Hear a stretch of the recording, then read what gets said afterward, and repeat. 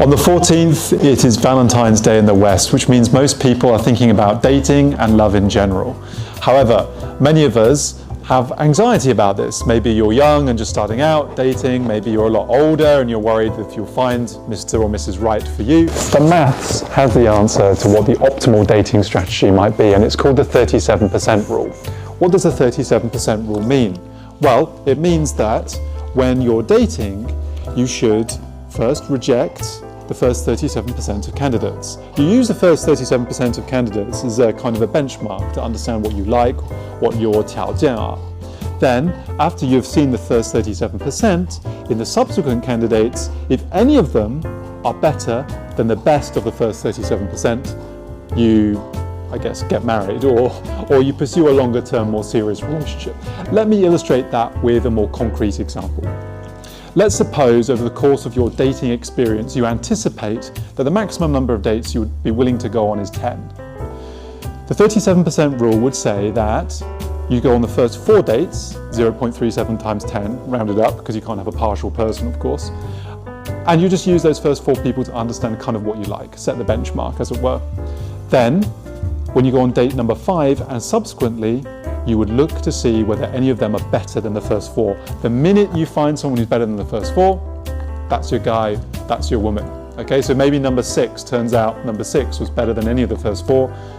Then you 下决心, that's the person you pursue a long-term relationship with. This is the 37% rule. And actually it has a mathematical proof behind it. The philosophy really is to balance 2 things. The first is you can't look for an infinitely long period of time. Of course, you can always keep on looking, but you're wasting time and then not necessarily improving your odds proportionately. On the other hand, you need to see enough people to ensure that you know what the standard is and that you've surveyed enough of the market to hope to have a chance at finding someone correct. And that's where this whole 37% comes from. And this, indeed, mathematically, is the optimal dating strategy. A couple of caveats, however. The first is, this is just the thing that maximizes your probability of finding Mr. or Mrs. Right. It doesn't guarantee it. Unfortunately, if I go back to that 10 dates example, it could be the case that the first 4 were absolute duffers, as in you hate them.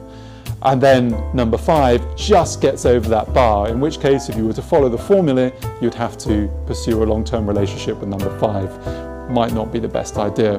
Alternatively, of course, Mr. Right or Mrs. Right could have been in that first 4 you rejected out of hand, and I guess the experience that I've had at least is that when you call people back after having rejected them the first time, they might not be quite so warm to you.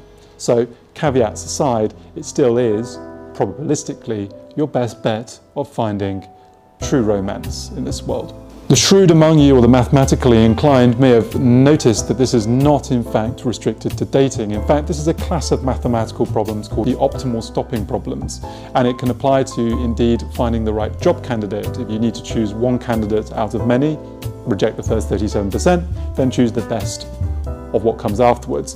Indeed, other things like selling your house, what price should you accept? So I wish you all a successful and happy Valentine's Day. For those of you who use this strategy and eventually find Mr. or Mrs. Right, please let me know.